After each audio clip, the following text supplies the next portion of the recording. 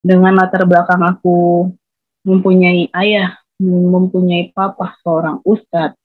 Jadi aku keluarkan seluruh pengetahuan aku tentang Islam kan. Dan Rain juga berlatar belakang dari keluarga yang semua bekerja di ladang Tuhan. Dia juga keluarkan semua pengetahuan dia tentang apa itu Kristen dan siapa itu Tuhan Yesus. Kami berdebat, tidak ada yang mau kalah saat itu. Ya, salam, selamat pagi, salam sejahtera untuk kita semua sahabat channel Teva Kreatif. Ya, pada kesempatan ini kita patut bersyukur kepada Tuhan karena Tuhan sangat amat baik, yang memberikan kita kesehatan, kekuatan, dan kesempatan sehingga kita berada sekarang semuanya oleh karena anugerahnya. Ya sahabat Tuhan, pada kesempatan ini kami akan menayangkan sebuah kesaksian lagi dari seorang muslimah, di mana ia adalah putri Ustadz yang kini murtad menjadi pengikut Kristus. Nah, seperti cuplikan video yang kita dengarkan bahwa ternyata ia jatuh cinta dengan seorang pria Kristen, dan disitulah ia mengeluarkan kemampuannya menjelaskan atau memberitahukan kebaikan-kebaikan Muhammad agar pacarnya itu bisa masuk Islam. Namun puji Tuhan, Tuhan punya rencana lain, justru ia yang murtad menjadi pengikut Kristus. Nah sahabat Tuhan, penasaran dengan kesaksian selengkapnya? Mari kita sama-sama tonton kesaksian berikut ini. Shalom semuanya, perkenalkan aku Isik. Aku berlatar belakang dari Muslim. Di sini ingin memberikan pengalaman pribadi aku tentang betapa besarnya mukjizat dan kuasa Tuhan di hidup aku. Jadi langsung kesaksiannya kakak. Awal aku mengenal Tuhan Yesus itu, jadi ceritanya kawan-kawan, aku ini kenal sama seorang laki-laki lewat TikTok tuh. Lalu karena aku dari Muslim, papa aku seorang. Nah, laki-laki ini aku kenal lewat video dan dia memakai kalung salib kan. Jadi awalnya sih biasa aja, awalnya kami biasa saja. Tapi lama kayak aku ingin serius gitu. Karena aku pernah yang namanya gagal dalam berumah tangga. Jadi menjalani hubungan tuh nggak mau yang kayak sudah lihat nanti gimana saya. Cuma dalam posisi ini aku keras kepala gitu, kayak pengen ajak juga ingin ngajak aku masuk Kristen. Cuma kita sama-sama saling dewasa tuh, jadi ada yang berbicara kayak, ayo ikut, ayo lu harus ikut gue ke agama gue gitu, enggak. Jadi kita mengalami beberapa hari perdebatan tentang apa itu Islam, apa itu Kristen, siapa itu Muhammad, siapa itu Tuhan Yesus, apa itu Al-Quran, apa itu Alkitab. Dengan latar belakang aku mempunyai ayah, mempunyai papa seorang ustadz. Jadi aku keluarkan seluruh pengetahuan aku tentang Islam kan. Dan Rain juga berlatar belakang dari keluarga yang semua bekerja di ladang Tuhan. Dia juga keluarkan semua pengetahuan dia tentang apa itu Kristen dan siapa itu Tuhan Yesus. Kami berdebat, tidak ada yang mau kalah saat itu. Lalu di hari ketiga tuh kami berdebat sekitar 3 hari. Itu kami selalu berdebat tuh setiap pukul 10 malam sampai jam, karena aktivitas aku terhenti saat jam 10 malam. Kami telepon, kami berdebat. Lalu di hari terakhir, di hari ketiga tuh kayak kita udah sama-sama kehabisan kata-kata tuh, kita kehabisan istilahnya kehabisan pengetahuan, udah nggak tahu lagi apa yang harus mau kita perdebatin. Lalu Rin mengajak aku untuk berdoa karena tidak patut kita berbicara Tuhan siapa yang paling benar atau menghakimi Tuhan kan. Jadi kami berdua berdoa saat itu, Tuhan siapa yang benar, dia yang akan datang, entah itu aku yang akan dijamah sama Tuhan Yesus atau nanti Rain yang akan diberi hidayah sama Tuhan aku saat itu. Lalu kita amin, Amin, sudah, dengan catatan seperti ini. Tidak boleh menyinggung agama lagi, tidak boleh yang namanya ada pembahasan tentang agama. Lalu aku mengalami beberapa kali mimpi itu. Jadi setelah doa itu, mimpi pertama yang aku alami itu, aku berada di rumah sakit. Jadi mama aku tuh sakit, lalu di samping mama tuh ada seorang anak laki-laki kecil, anak kecil laki-laki. Karena papa aku ustadz nih, papa aku ustadz, lalu papa aku menyuruh papa tuh untuk mendoakan anak kecil ini. Lalu papa sudah doain, nggak sembuh nih anak kecil ini, tidak sembuh. Lalu anak kecil ini lalu bilang, kita semua yang ada di dalam ruangan itu taruh tangan kita di atas kepala anak kecil ini. Lalu kita taruh semua tangan kita di atas kepala anak kecil ini. Lalu anak kecil ini sembuh langsung. Puji Tuhan, anak kecil ini langsung sembuh. Lalu aku langsung menuju ke belakang rumah sakit ini, kayak seperti kamar mandi kan. Iya. Orang laki-laki. Laki-laki itu tinggi besar gitu kan, tinggi. Kenapa aku bisa bilang tinggi? Karena laki-laki tuh bilang kayak gini, peluk aku. Lalu aku peluk, aku pinggangnya dia. Jadi pas aku tengok ke atas tuh kayak aku nggak bisa lihat itu siapa gitu kan. Lihat di yang laki-laki itu siapa karena mukanya tuh nggak kelihatan. Sudah, habis itu aku keluar dari ruangan rumah sakit ini menuju pintu kan, pintu belakang kamar ini. Itu ada sebuah taman tuh, indah banget tamannya tuh. Jadi tamannya itu berwarna, semua tamannya itu berwarna kayak abu-abu kah, putih kah. Jadi kayak apa ya, warnanya tuh nggak pernah aku lihat di dunia ini. Terus kayak apa sih modelnya tuh, kayak film-film zaman-zaman dulu tuh warnanya seperti itu, tapi indah banget tuh taman itu. Lalu jadi di atas jembatan, di bawah jembatannya itu ada sungai kecil gitu kakak. Aku ke sana, aku naik ke atas jembatan itu, lalu aku pengen foto.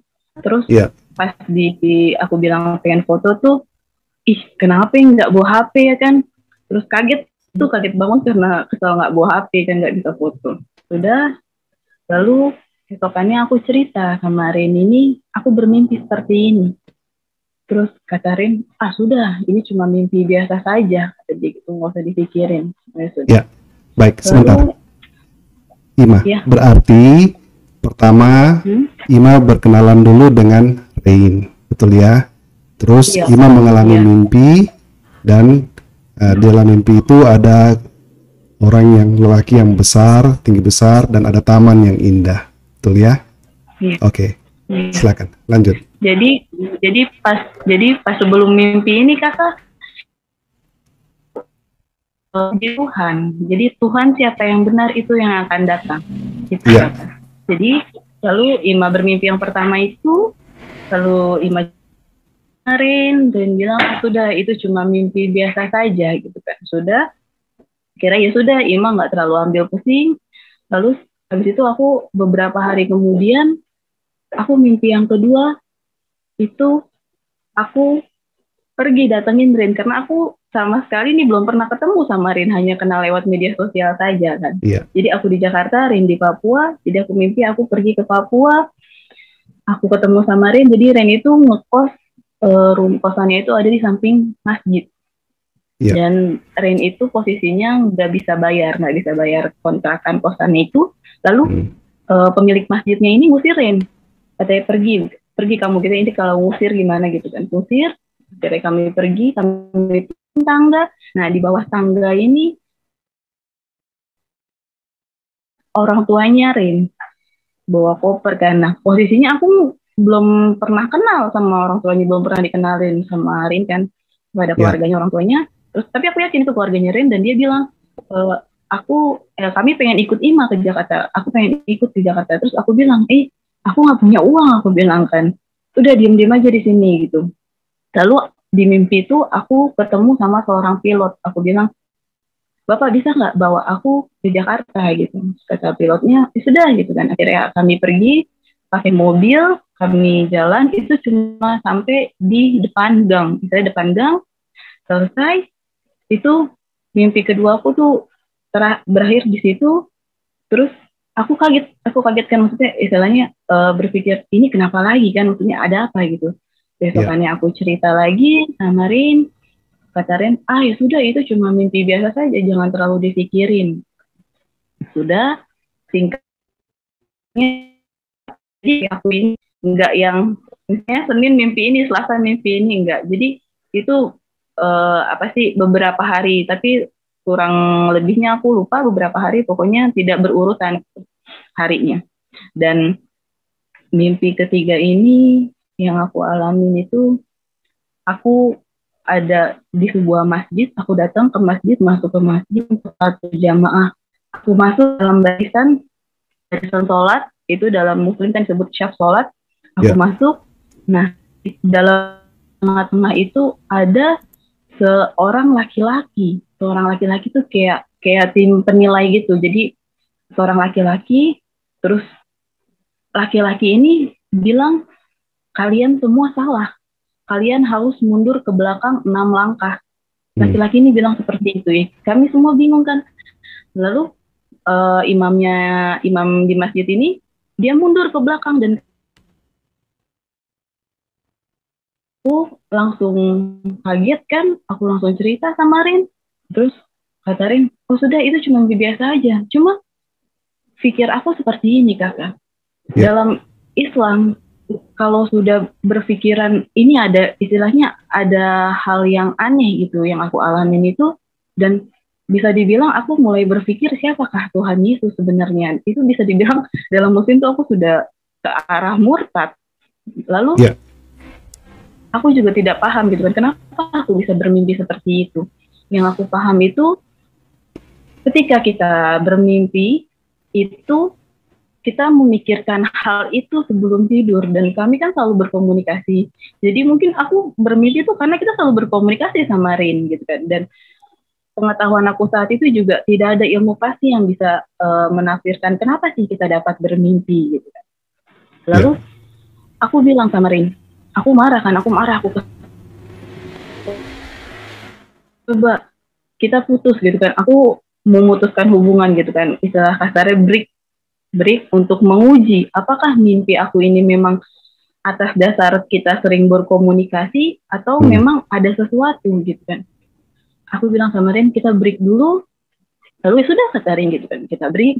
Nah justru kawan-kawan pas break ini aku mengalami mimpi keempat ini yang menjadikan aku percaya kepada Tuhan Yesus sebagai Tuhan dan Juru Selamat aku. Jadi di mimpi keempat ini benar-benar sungguh luar biasa. Aku diajak sama Rin ke sebuah rumah, dan Rin bilang, perkenalkan ini Tuhan Yesus tadi gitu kan. Lalu aku kayak bilang apaan sih gitu, kayak istilahnya kan memang bukan Tuhan aku saat itu kan kak. Itu kenal gitu kan, jabat tangan gitu kan.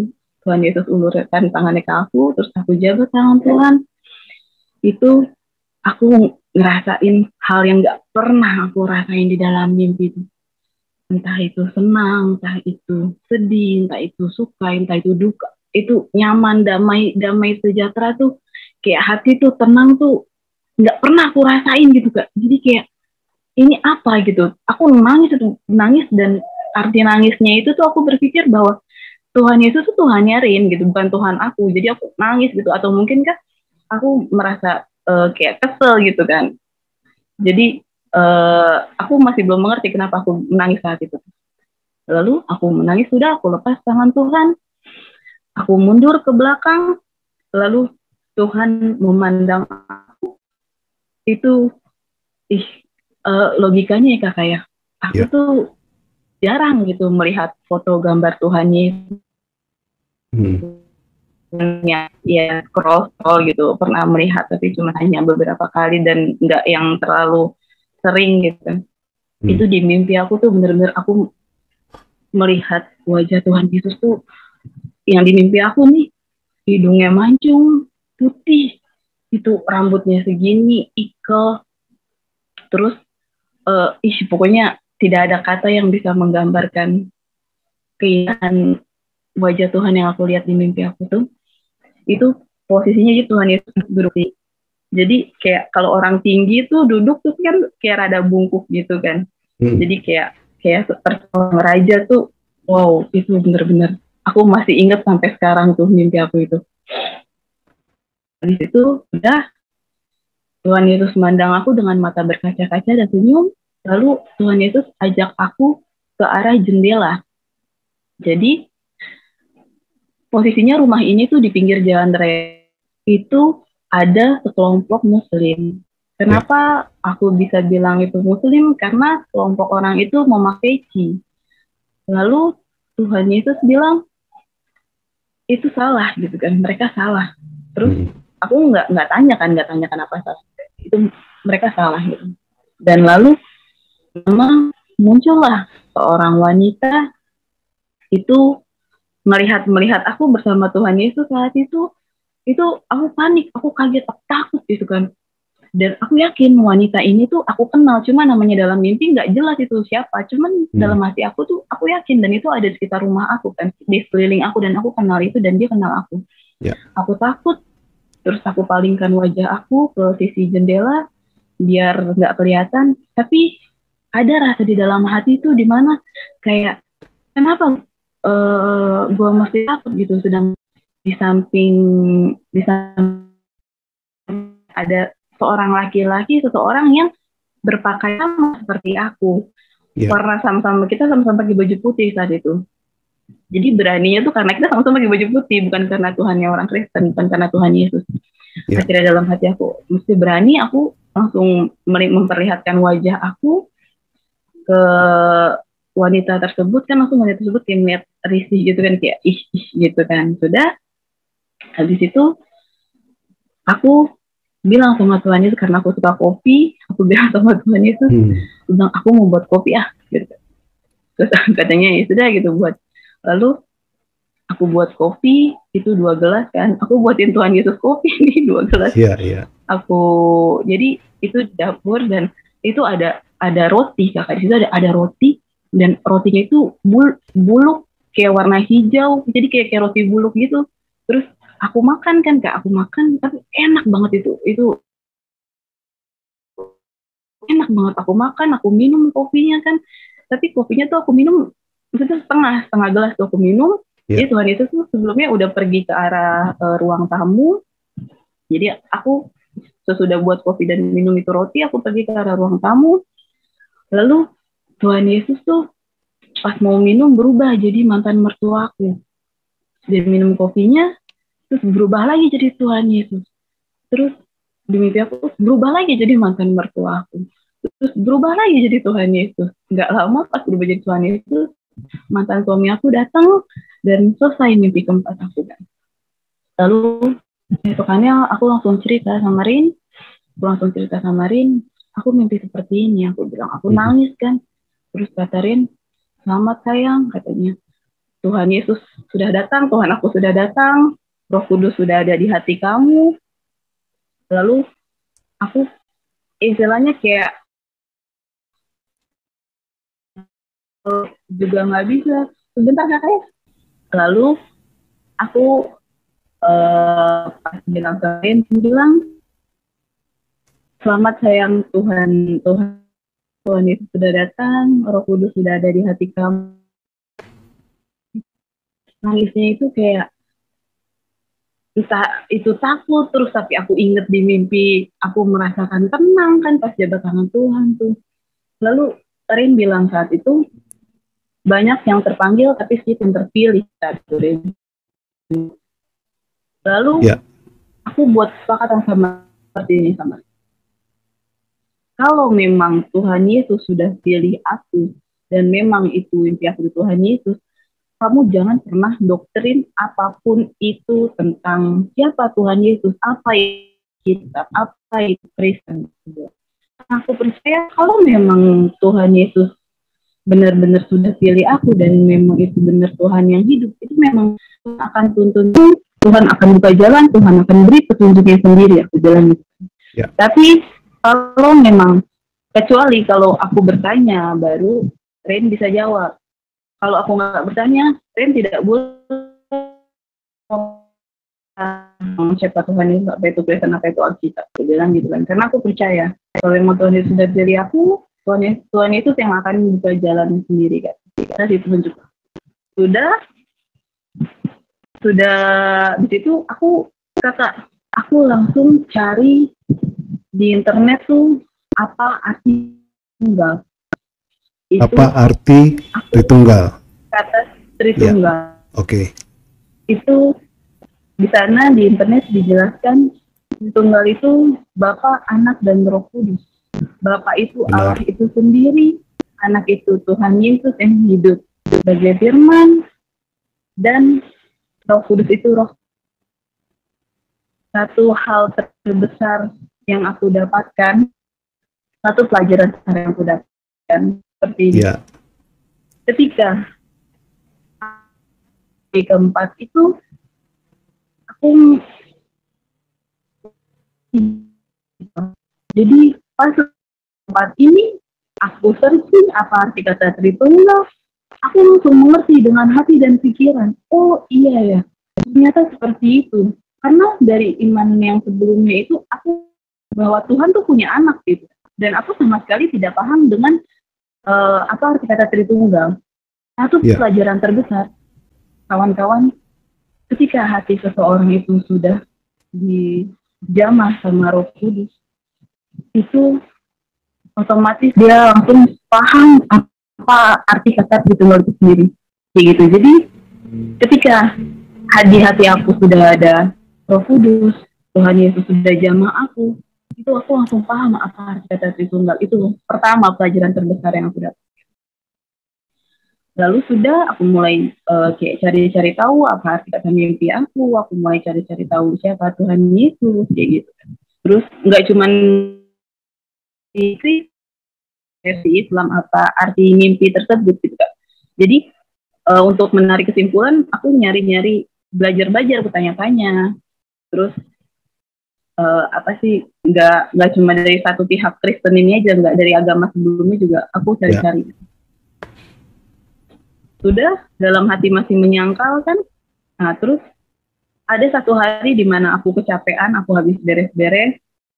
Itu waktu habis sholat asar tuh aku ketiduran, terus aku mimpi mimpi kelima nih, aku ada di sebuah ruangan tuh putih, terus tiba-tiba nih kayak seling gitu kan, Tuhan Yesus datang kan di mimpi aku. Yesus datang dengan jubahnya tuh yang bersinar, merinding aku. Terus habis itu Tuhan itu senyum dengan mata itu. Aku telepon Rin, aku bilang mulai dari mimpi kelima ini aku memutuskan mencari gereja. Mimpi kelimanya untuk mencari gereja. Gereja pertama yang aku datengin itu gereja HKBP di Condet, karena itu lokasinya berdekatan dengan kampus aku, dan hanya itu yang aku tahu gereja kan, gereja terdekat dari rumah. Lalu suatu hari aku datang bersama anak aku, pakai jilbab, pakai motor kan, sama anak aku datang, lalu gerejanya tutup, pandemi kan, aku nggak tahu kalau gereja tutup kan, gereja tutup, terus ya ternyata ada penjaganya. Terus penjaganya tanya gitu kan, kenapa Mbak? Terus aku bilang, Bapak, rumah Bapak pendetanya di mana ya? Rumah pendetanya di mana? Terus iya Mbak, ada perlu apa? Gitu. Terus aku bilang iya, maksudnya aku pengen ketemu sama pendetanya. Ditanya lagi, itu apa Mbak? Gitu. Kasus bom bunuh diri itu di Makassar nih. Cewek ngapain nih, ibu-ibu kan datang sama anak, bawa motor ke gereja, pakai kerudungan pulang. Terus akhirnya aku bilang kan, Bapak, aku mimpi Tuhan Yesus. Terus, oh ya tunggu sebentar, kata dia gitu kan, tunggu sebentar. Katanya, itu rumah pendetanya, sebentar. Kayaknya dia mau pergi gitu kan, coba tadi sebentar saya lihat dulu. udah saya tunggu sama anak saya itu. Lalu nggak lama kemudian dia datang, terus aku dibukain gerbang, Mbak masuk aja dulu katanya. Lalu saya masuk, saya cerita kan masuk halaman gereja, kita cerita 10 menitan, penjaganya ngomong kayak gini, Mbak, rambut boleh sama, tetapi hati seseorang kita tidak tahu, Mbak. Pendeta boleh sama-sama pendeta, tapi tidak semua pendeta bisa percaya dengan hal-hal seperti ini. Oh ya sudah, berarti saya menangkap saya kan. Iya. Lalu sebentar Ima, karena signalnya putus-putus, jadi saya mau bantu sedikit menjelaskan supaya mereka yang tidak mendengar dengan jelas, saya bisa mengulang. Jadi Ima mencari gereja, ya, searchingnya di internet begitu, dan ketemu satu gereja. Kan gereja ini berdekatan dengan kampus, Kakak. Oh, berdekatan dengan kampus. Oke. Ya. Dan Ima ke sana mau hendak bertemu dengan seorang pendeta, begitu ya? Oke. Namun karena yang saya tahu itu dari Ren, kalau ada satu gereja berarti tidak jauh rumah pendeta dari situ gitu. Betul. Dan mendapat jawaban bahwa tidak semua pendeta sama, begitu ya? Iya. Oke. Ya. Dengan demikian Ima mengambil keputusan apa seperti itu?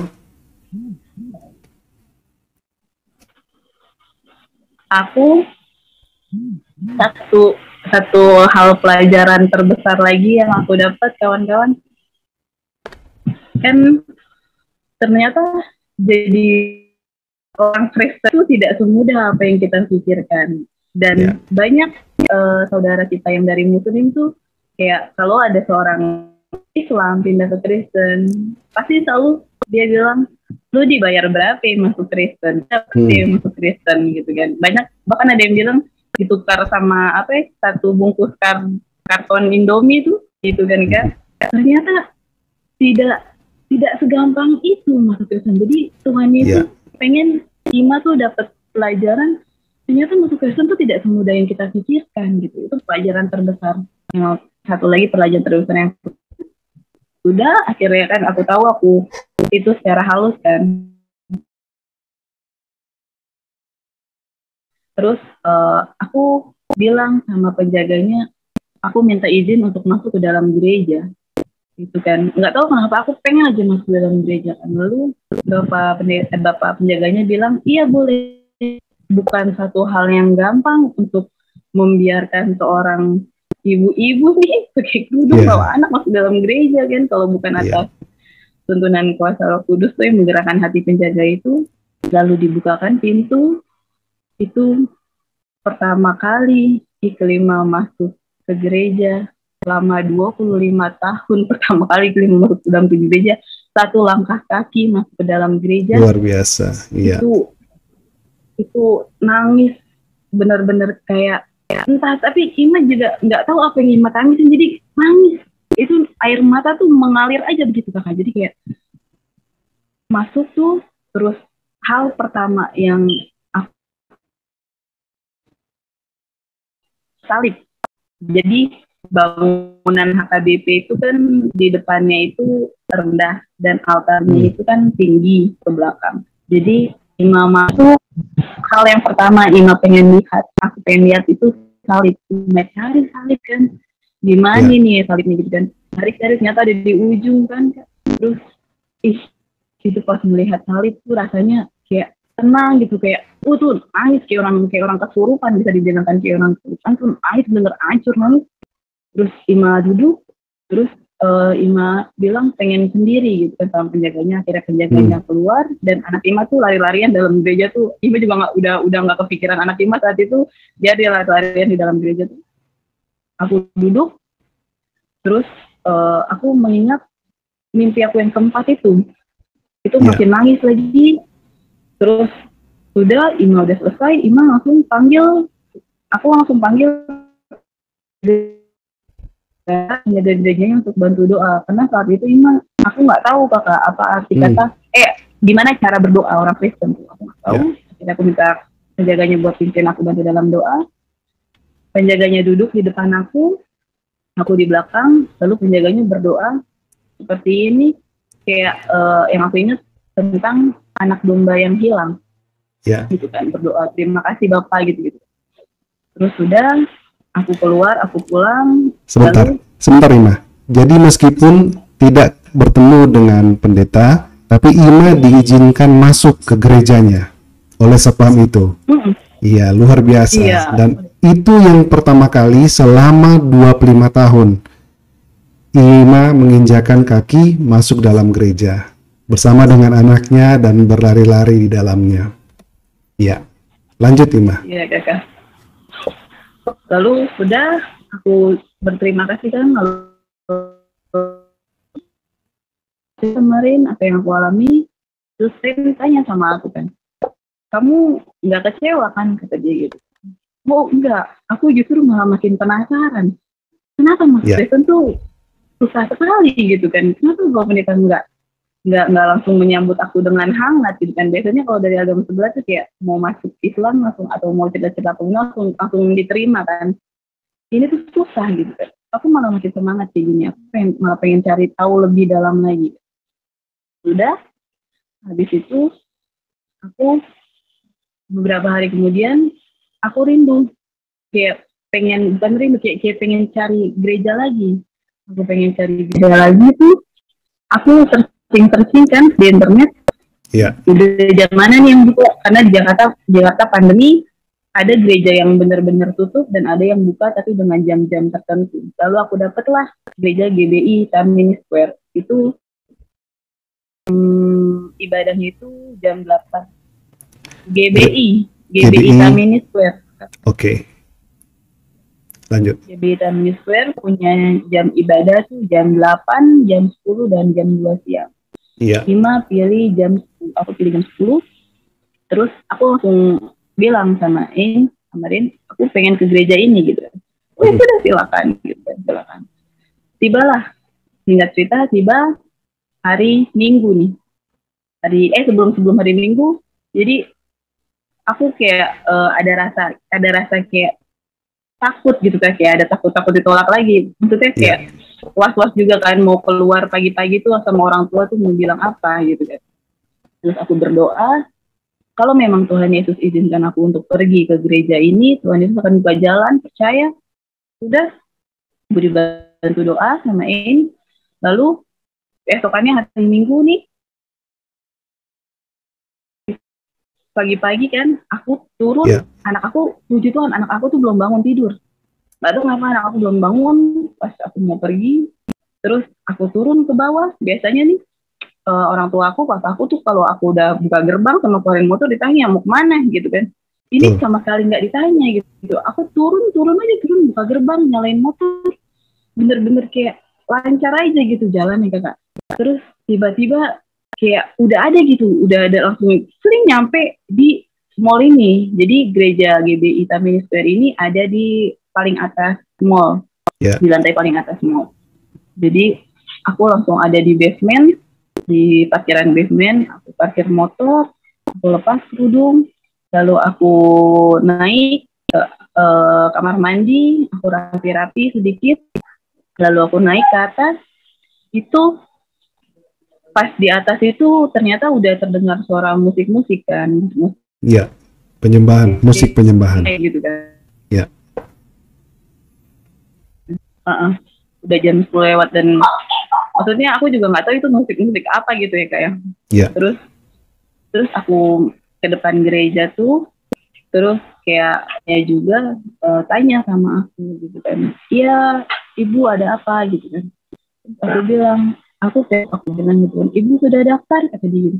Aku bilang, memang beribadah harus daftar, aku bilang gitu kan. Terus karena aku nggak tahu apa tata cara ibadah di GBI itu kan. Terus katanya iya Ibu, karena kita pandemi jadi harus dibatasin kuota beribadah gitu kan. Jadi harus pakai Google Form. Lalu ditanya Ibu dari mana gitu kan. Terus Ibu bertanya-tanya, intinya saya nggak boleh masuk kan Kak. Dan dia juga pasti berpikir seperti ini, ini orang siapa gitu kan, nggak tahu tata cara ibadah di GBI gitu kan,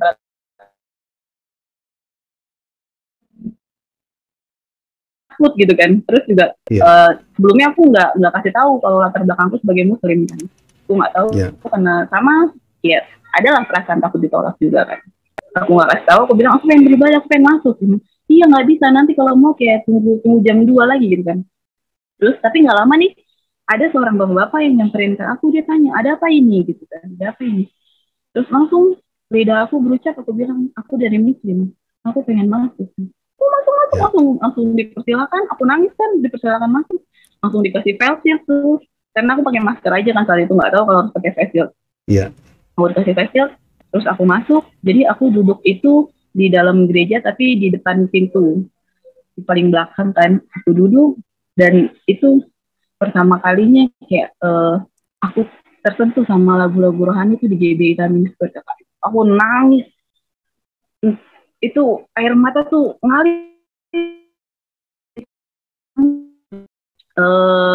Selesai pujian penyembahan, seorang pendeta khotbah kan, Bapak Pendeta khotbah itu tentang anak domba yang hilang. Sekali lagi kawan-kawan, itu dalam Kristen tuh tidak ada yang kebetulan, semua sudah Tuhan rencanakan. Jadi Tuhan tahu apa yang aku butuhkan, sehingga Bapak Pendeta tuh berkhotbah tentang anak domba yang hilang, dan aku mengerti gitu, dan itu aku nangis, tambah nangis. Lalu ada kalau dalam GBI itu kakak apa sih kakak pelayan kan, kakak Gi, itu nyamperin aku, dia bilang Mbak sesudah ibadah jangan pulang dulu ya, kita bicara dulu, kata dia gitu. Oh ya sudah ya. Jadi langsung selesai ibadah, aku diajak ke ruang sekretariat. Terus di dalam ruang sekretariat itu ada kakak Gi, kakak Nomi, sama seorang laki-laki. Aku disuruh bercerita. Terus selesai aku bercerita, kakak Gi bilang, katanya gini, kenapa aku diam gitu kan? Saya pengen cari tahu dulu nih, maksudnya apa yang kamu mimpikan, apa yang Mbak mimpikan. Karena banyak, bukan hanya Mbak aja yang datang ke sini, banyak beberapa orang. Dan saya pengen dengar dulu bagaimana mimpi Mbak tadi gitu kan. Memang benar katanya, yang Mbak mimpiin itu memang benar Tuhan Yesus. Karena di dalam mimpi Mbak itu Tuhan Yesus hanya berbicara kayak peluk aku, terus itu salah, kayak gitu kakak. Jadi kalau memang Tuhan Yesus, kalau dalam mimpi seseorang ada yang, kalau ini kata kakak Gi ya, kalau memang seseorang tuh di dalam mimpinya Tuhan Yesus berbicara kayak ikut aku gitu kan, atau ayolah jadi Kristen, atau mengucap dengan kata-kata yang panjang, itu sudah dipastikan bukan Tuhan Yesus, karena Tuhan itu tidak pernah memaksakan kita untuk mengikutinya atau menjadikan. Dan dia bilang, kakak Gi bilang, dalam mimpi aku tuh aku bermimpi Tuhan Yesus itu sebanyak 3 kali. Dan kenapa orang Kristen itu sangat mengagungkan angka 3, katanya itu berhubungan dengan arti kata Tritunggal itu sendiri, Oh, jadi dinubuatkanlah mimpi aku tentang Tritunggal itu kan. Kenapa Tuhan Yesus datang ke mimpi aku 3 kali? Ternyata berhubungan dengan Tritunggal itu.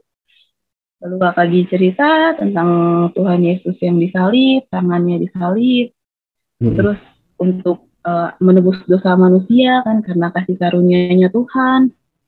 Lalu aku di situ berpikir sejenak, oh jadi di dalam mimpi aku tuh aku merasakan sedih, senang, suka, duka, bahagia, nyaman, damai, sejahtera. Itu aku disuruh merasakan sama Tuhan Yesus tuh, kayak jabat tangan Tuhan.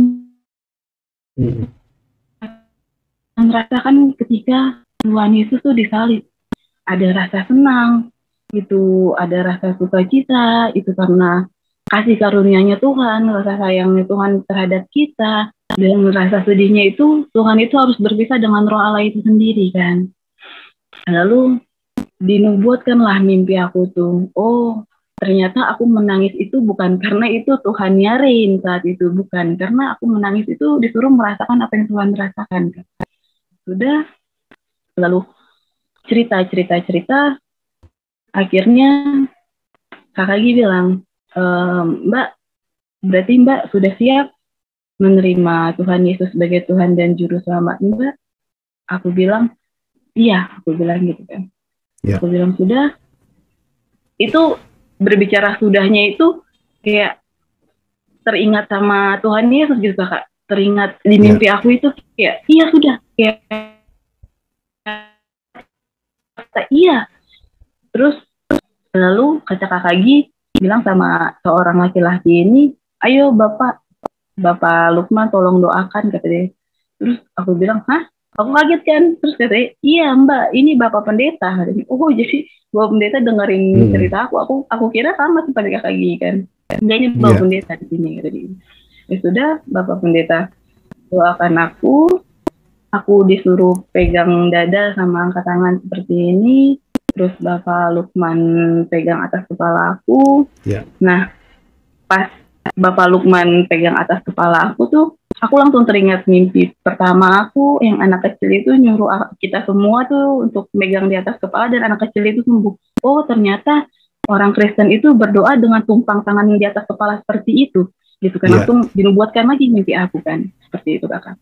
Lalu Bapak Lukman bilang, suruh mengikuti apa yang Bapak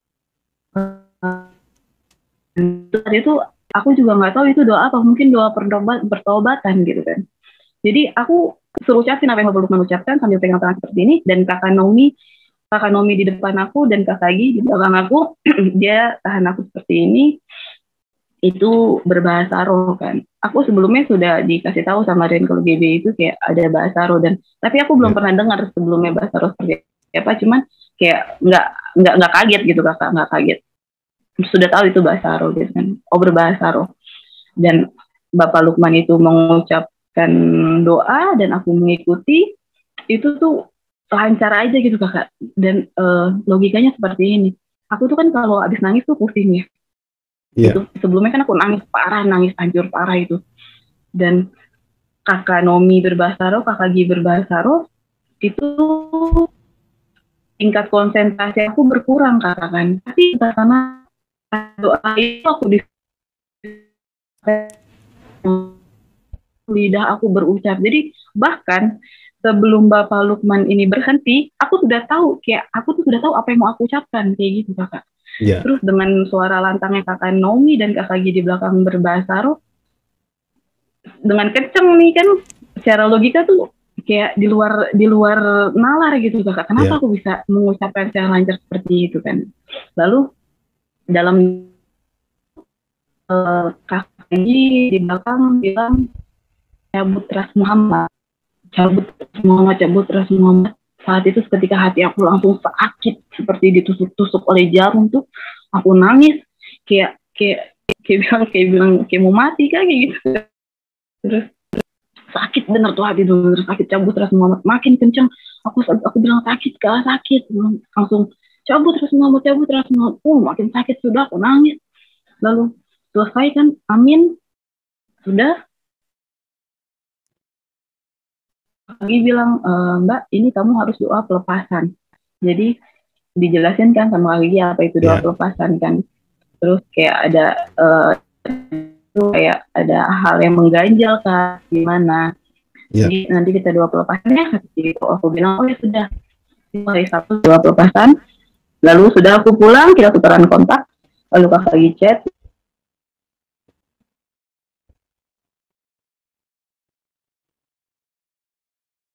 Ya, halo, Ima.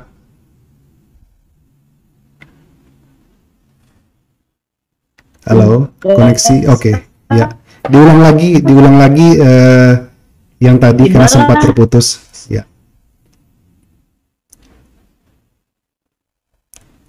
Yang doa pelepasan, mulai dari doa pelepasan.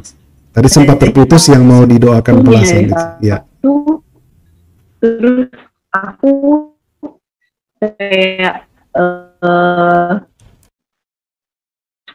karena aku ini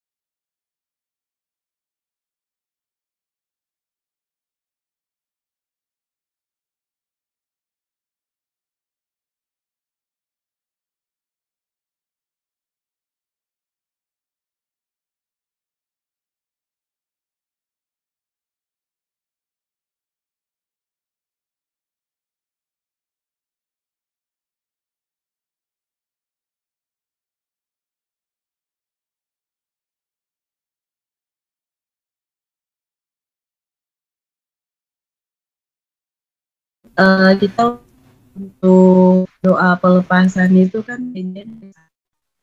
nah tibalah nih hari Sabtu, dan yang aku tahu tuh pas masuk gereja tuh kan ternyata ada kayak apa, kotak persembahan gitu kan, yang aku tahu masuk punya uang gitu kan, bawa uang saat itu. Aku hari Sabtu tuh nggak ada uang kan, karena aku cuman kuliah saja kan. Lalu dalam hati tuh kayak, udah Kak Agi jangan hubungin dulu Ki gitu kan, nanti aja doa pelepasannya gitu kan, kalau ada uang aku baru ke gereja. Lalu benar Kak Agi nggak ngubungin. Nah tibalah di mana aku udah ada uang tuh hari Selasa, aku ingat uang aku ada sekitar 15.000. Aku hubungin Kak Agi, aku tanya, Shalom Kakak, kan jadi nggak doa pelepasan, bagaimana dengan doa pelepasan? Kak Agi bilang, oh iya kata dia gitu. Aku Mbak, ini Bapak Pendeta Lukman positif COVID-19 gitu kan. Oh iya. Terus kata kaget kan, terus Kak Agi bilang, udah Mbak aja ke klinik gitu kan, tes itu cuma 150.000 gitu kan. Aku panik kan, 150.000 cuman kan. Terus tapi dalam hati itu khawatir karena kan aku punya anak kecil Kak, aku yang bersatu sama Bapak Lukman saat itu. Terus lalu aku turun ke bawah karena aku setiap maghrib itu ada jadwal ngaji kan sama keluarga, sama papa. Aku turun, terus aku bilang sama papa, aku setelah ngaji aku bilang, aku habis bersentuhan langsung sama teman, aku bilang teman kan, sama seorang yang positif. Papa bilang, terus lu mau tes gitu kan, maksudnya orang Betawi, kayak lu mau tes, lu mau kita semua masuk Wisma Atlet, kata dia. Sekarang tuh walaupun negatif tapi tetap dibilang positif, kata dia gitu. Udah nggak usah tes kata dia, karena Papa juga nggak percaya sama namanya corona. Mau usah tes jadi udah lu berjemur aja katanya di pagi-pagi tuh, setiap pagi. Tapi dalam hati tuh masih khawatir, kayak aku loh, walaupun kita pakai protokol kesehatan yang lengkap, cuma kan memang aku tangannya, kepala aku dipegang sama Bapak Lukman dan istilahnya bersentuhan juga kan. Sedikit panik banget Kak. Terus udah, dan nggak dikasih uang kan, istilahnya nggak dikasih uang sama Bapak untuk tes. Lalu aku bilang sama uang dari mana untuk tes. Terus Ren kan juga posisinya kerjaannya sedang goyang kan, iya gimana gitu kan. Akhirnya Ren bilang berdoa, doa sama Tuhan akan buka jalan untuk COVID kan.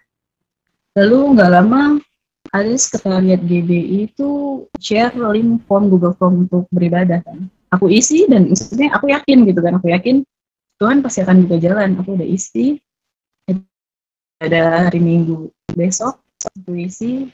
Sudah beberapa hari kemudian tibalah hari Minggu. Terus pas di hari Minggu nih ternyata aku belum tes kan, sampai hari Minggu aku belum tes. Lalu sebelum ibadah tuh aku ngubungin kan, pagi-pagi aku ngubungin sekretariat. Terus aku bilang, aku mohon maaf, aku nggak bisa ikut ibadah, aku bilang kan. Terus tanya kenapa? Iya karena aku habis bersentuhan langsung di ruang sekretariat sama Bapak Pendeta Lukman kan, dan aku belum tes COVID, dan walaupun tidak tes kan harus isolasi mandiri di rumah selama 2 minggu, aku bilang.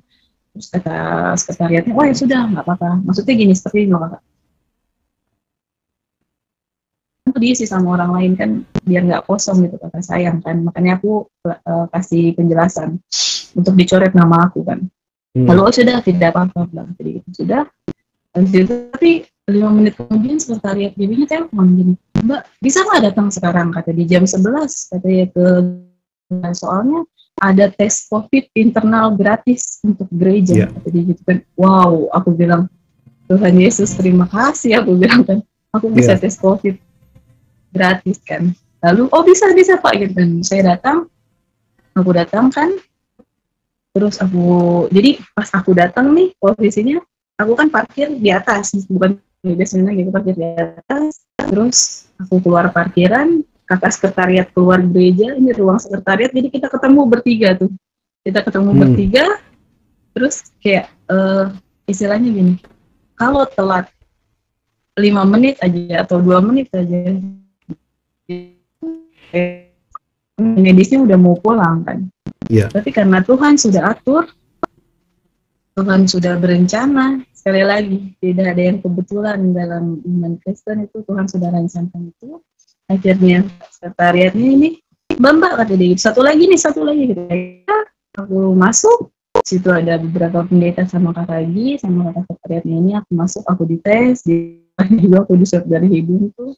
Nah itu hasilnya tunggu 5 menit kan, kita berdoa, semoga negatif. Nah, puji Tuhan negatif. Langsung bawa pendeta dan orang-orang itu bilang, udah masuk Mbak. Katanya masuk ke gereja, udah mulai ibadah. Jadi, lalu sudah di GBI ini ada yang namanya pool. Pool itu setiap jam 7 malam. Itu aku sama kakak Gi, sama kakak Siska, itu kita selalu Jumat jam 7 itu lewat jadi yang aku tahu tuh tata cara ibadah dalam GBI itu pujian penyembahan, doa syukur, baca kitab, terus dijelasin sama lagi isinya, sama kita terakhir doa syafaat kan, doa pribadi. Lalu dan itu tuh pas setiap pool itu kakak, setiap pool ini nih aku selalu ambil posisi tuh di belakang pintu kamar. Jadi kenapa di belakang pintu kamar tuh aku takut gitu ya kakak, kalau misalnya aku lagi pool kan berdoa seperti ini kan, terus tiba-tiba atau adik aku datang terus masuk ke kamar, dilihat aku lagi kayak gitu, matilah.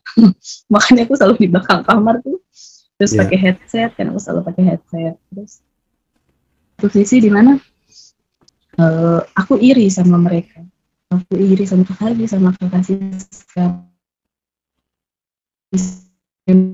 dengan bebas, sedangkan aku ngumpet gitu kan, nyanyi pun aku nggak bisa gitu kan. Terus pas ada kan namanya baca firman tuh kita ganti-gantian, dan aku bacanya tuh kayak bisik-bisik gitu kan.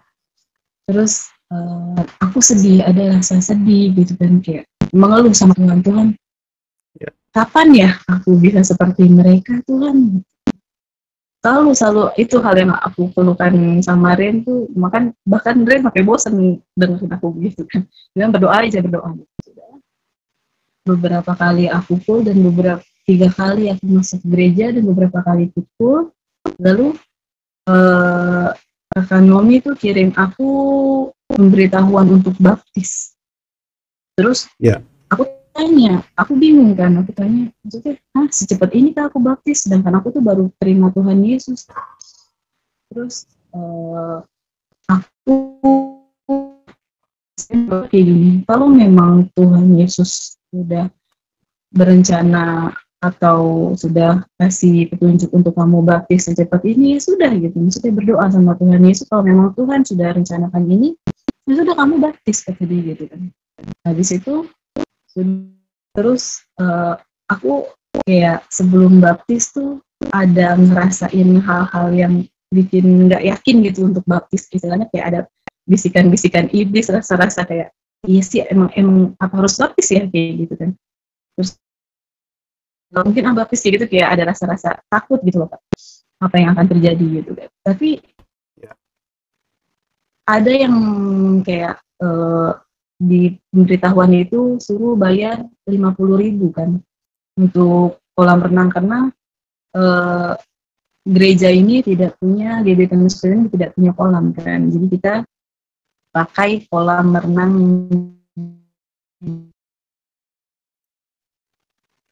Aku bingung juga, aku bingung lagi nih, ini duit dari mana nih? Aku nggak punya duit dan nggak mungkin gitu, bisa aja minta sama orang tua. Cuma untuk hal seperti ini, untuk hal baptis, aku minta sama orang tua kan. Lalu berdoa, yakin kalau memang Tuhan Yesus udah bilang untuk baptis, Tuhan Yesus akan beri jalan itu kan. Entah itu dari mana uangnya kita tidak tahu. Langsung tibalah hari baptis nih. Jadi aku dibaptis itu tanggal 27 Maret 2021. Terus tanggal 27 tuh malamnya aku WA Kak Agi yang mohon maaf kan, aku minta maaf sama Kak Agi, kata mohon maaf sebelumnya aku kayaknya nggak bisa ikut baptis. Terus ditanya sama Kak Agi, kenapa memang? Iya, aku nggak punya uang. Terus kata Kak Agi, uang untuk apa? Katanya, itu kan disuruh bayar 50.000 tuh. Dari oh sudah udah puji Tuhan dijawab sama Tuhan. Berarti memang Tuhan dengarkan aku baptis kan, aku baptis secara gratis kakak. Lalu besoknya sebelum tiba besok kan hari tanggal 27. Jadi kayak aku takut nih buat berangkat pagi-pagi, disuruh kumpul jam 8 pagi. Itu aku berdoa dalam nama Tuhan Yesus, Tuhan akan beri jalan, Tuhan akan permudah lancarkan jalan aku untuk baptis. Aku turun, anak aku juga belum bangun kan, masih pagi tuh, sekitar jam 6-an kayak jam 6 pagi. Terus aku turun ke bawah, aku buka gerbang kan, nah itu cuma bapak kayak mau kemana? Mau sini? Oh sudah gitu. Kayak nggak ada halangan, sekali lagi tidak ada halangan sedikit pun itu. Jadi aku jalan aja tuh, tiba-tiba udah nyampe itu di parkiran atas tuh, parkiran atas. Itu kalau telepon Kak Agi, kakak udah sampai gitu kan. Itu sekitar jam 6:30, nyampe sana 6:30 kan, karena nggak terlalu jauh kan dari rumah. Tapi semangat banget untuk baptis, semangat dong kakak, aku bilang sudah tunggu kata dia gitu, jam 8 mungkin bapak pendeta udah datang sama yang kawan-kawan ini. Jadi aku itu bersama 6 orang sekalian. Terus sudah bapak pendeta datang bersama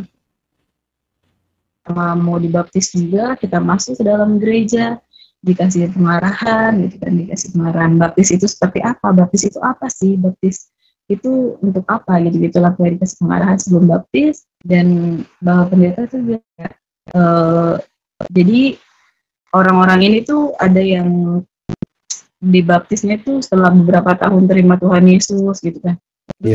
Tuhan tuh tidak memandang berapa lamanya kamu, kalau memang Tuhan sudah izinkan untuk baptis ya itu baptis. Tapi itu dalam hati aku gitu kan, sendiri apa yang aku tanyakan itu kan. Aku bertanya, bapak pendeta udah jelaskan itu. Sudah, jadi kami berangkat dan kita berangkat sendiri-sendiri, dan aku juga maksudnya sedikit lupa kan jalan ke arah kolam renang tuh. Terus karena aku nggak punya paket data kan, wifi di rumah, terus aku bingung nih, aku mau sama siapa, yang lain pada pakai mobil, yang lain ada juga pakai motor, cuma dia udah duluan kan. Tapi ternyata bapak pas aku lagi siap-siap di motor, bapak pendeta tuh ternyata pakai motor juga. Terus aku bilang, ih puji Tuhan, aku samperin bapak pendeta, aku bilang, bapak aku lupa jalan, aku bilang, boleh nggak aku ngikutin bapak dari belakang? Wih silakan dong, kira-kira aku ikutin dari belakang. Terus nggak lama sampailah ke kolam renang tuh, dan yang lain. Jadi gereja ini nggak narik duit kakak, jadi kita masuk tuh bayar tiket masing-masing gitu kan. Jadi yang lain udah pada masuk, aku tunggu di luar, aku tungguin Kak Agi datang. Nggak lama Kak Agi datang, sudah kami pakai baju putih tulisan salib gitu kan, warna ungu salibnya. Terus di situ dipanggil lah satu persatu untuk masuk ke kolam. Tibalah panggil, aku masuk kolam. Terus karena protokol kesehatan juga, jadi bapak pendeta ini nggak megang kita, jadi kita menyelam sendiri kan. Aku masih ingat namanya Bapak Pendeta Budi. Lalu Bapak Pendeta Budi berdoa, terus Bapak Pendeta Budi bilang dalam nama Bapa, Anak, dan Roh Kudus. Jadi aku suruh nyelam, terus sudah aku naik dari kolam. Dari abis baptis, maksudnya pas dari nyelam kan kak ya, terus kita bangun tuh kayak abis baptis tuh aku ngerasain kayak lahir baru seperti ini loh, kayak wow. Aku nggak takut, maksudnya ada rasa di mana ya sudah, nanti urusan nanti lah kalau ketahuan gitu, yang penting aku sudah senang, aku sudah lahir baru, aku sudah terima Tuhan Yesus. Naik dari kolam tuh aku langsung ambil sikap duduk doa, aku langsung duduk kan, ambil sikap doa. Aku berdoa, aku mengucap syukur, dan doa yang aku ucapkan setelah dibaptis itu untuk orang pertama, kedua untuk anak aku, ketiga untuk orang tuanya Rain, yang keempat untuk pekerjaannya Rain sendiri. Pekerjaannya Rain tuh maksudnya sedang goyang kan saat itu. Dan puji Tuhan kawan-kawan, keempat doa itu sudah dijawab sama Tuhan. Doa di mana aku selesai dibaptis itu semua sudah dijawab sama Tuhan. Haleluya. Haleluya. Lalu sudah aku pulang terus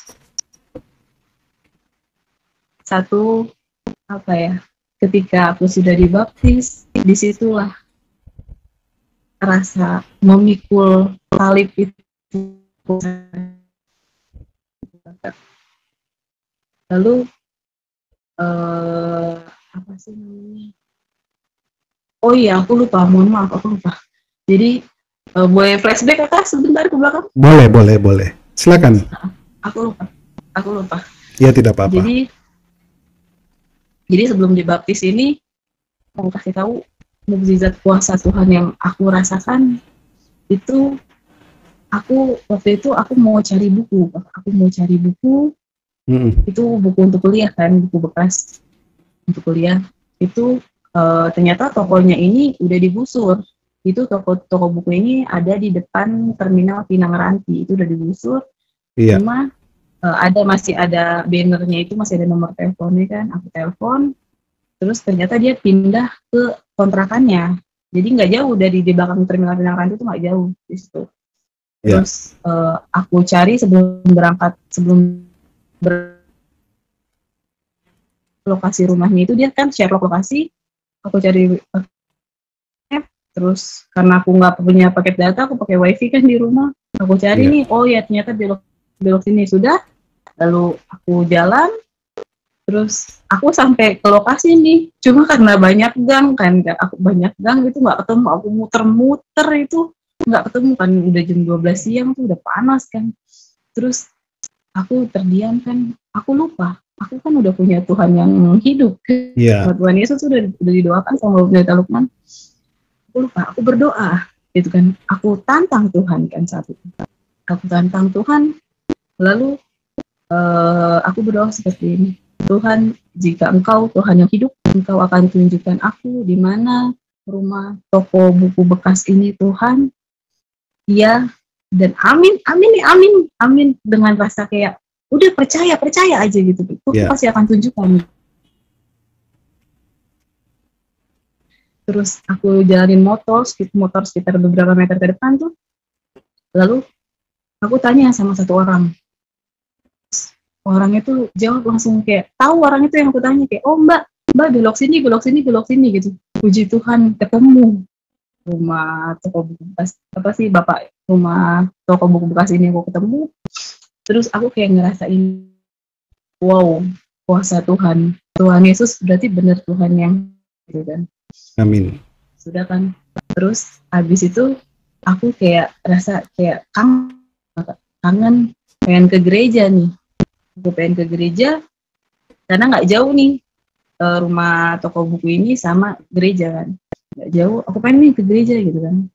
Aku datang, aku parkir motor, terus ya tapi sepintas aku kepikiran pengen punya kalung salib gitu kan. Karena aku tahu aku ini tidak bisa punya kita kalau aku punya Alkitab, aku takut kan saat itu, takut ketahuan kan. Jadi aku pengen punya kalung salib, terus putih kan, dari lantai ke lantai, aku cari, aku telusuri, cuma nggak ketemu tuh, karena itu kan Tamini Square itu kan kalangan menengah ke atas gitu kan, jarang gitu kan ada yang jual. Lagian juga lagi pandemi juga kan, toko sepi atau gimana gitu, aku nggak tahu kenapa bisa nggak ada. Terus habis itu tantang Tuhan sekali lagi kakak. Jadi aku tuh paling seneng yang namanya tantang Tuhan tuh sebelum dibaptis tuh. Aku paling seneng nantang Tuhan tuh. Kayak saudara, aku berdoa kan, udah capek naik turun tangga tuh, turun lift kelilingnya semua lantai. Terus aku berdoa kan, aku tantang Tuhan. Dan aku tuh cuma tahu cara berdoa tuh itu kayak, Tuhan, jika Engkau Tuhan yang hidup, Dia bilang kan, engkau akan tunjukkan yang kau tahu Tuhan, aku pengen punya satu benda yang bisa menguatkan iman aku padamu Tuhan. Engkau juga tahu aku tidak bisa punya Alkitab Tuhan. Kiranya kau mau bantu gitu. Aku doa seperti itu. Sekali lagi, percaya Tuhan akan tunjukkan. Percaya, modal percaya dengan tulus hati. Itu aku berdoa di sini di rukoku. Dia cuma muter satu ruko. Itu aku tanya sama apa sih penjual aksesoris kan. Katanya Mbak ada kalung salib. Oh ada kak katanya. Ada kak kecil katanya tinggal satu kecil tapi ya memang itu yang aku cari aku bilang kan. Akhirnya puji Tuhan itu memang kayak wow Tuhan Yesus benar-benar Tuhan yang hidup gitu kan. Kayak lagi kayak di luar apa ya di luar logika kita loh Pak gitu kan. Sudah. Nah ini apa sih kalung yang aku pakai sekarang nih? Ini kalung yang aku beli saat itu. Ya. Ke atas, aku naik ke atas, naik lift, dan di mana? Jadi posisinya keluar lift ini, sebelum kita keluar gedung ini, kita sudah bisa melihat pintu gereja. Jadi pas aku keluar lift, aku lihat itu penjaga gereja baru buka pintu. Jadi di mana aku sampai pintu terbuka gitu loh kakak. Jadi akan tuh Tuhan Yesus sudah atur sedemikian waktu untuk di mana aku bisa berdoa di gereja gitu kan. Ketika aku mau berdoa, Tuhan Yesus bukakan pintu untuk aku. Gitu. Jadi Tuhan Yesus tidak mau aku kecewa. Jadi andai kata telat gitu kan, atau kecepatan 5 menit atau kecepatan 3 menit itu aku nggak bakalan bisa berdoa di dalam gereja, tapi Tuhan Yesus mau aku berdoa dalam gereja tuh, puji Tuhan. Jadi akhirnya aku masuk ke dalam gereja, aku minta izin untuk lampunya enggak. Terus aku bilang nggak usah Bapak, tidak usah, aku bagi saja dengan gelap kan, dengan gelap. Aku ambil aku duduk di kursi tengah-tengah tuh, aku berdoa sama apa yang aku rasain, apa keinginan aku, apa yang aku takutin kan. Pokoknya seluruh isi hati aku. Rain saat itu mengajarkan aku cara berdoa kayak, Tuhan sesungguhnya Engkau tahu apa isi hatiku. Terus aku nangis kan di situ, aku nangis dengan segala kekhawatiran aku kakak. Pokoknya aku nangis semuanya dengan, maksudnya berdoa aku tuh saat itu kayak Tuhan Engkau tahu sesungguhnya apa isi hati aku, gitu-gitu aja kakak. Sudah, amin, sudah saya aku berdoa, aku pulang kan. Nah lanjut, jadi itu kelengkap maaf, dan lanjut setelah dibaptis tuh merasakan itu sendiri seperti apa. Jadi jangan dibilang setelah itu Tuhan Yesus akan permudah hidup aku. Enggak, justru itu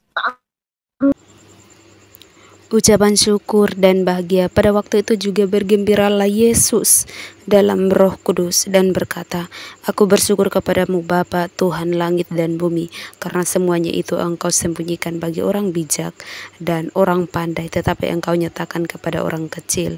Ya Bapa, itulah yang berkenan kepadamu.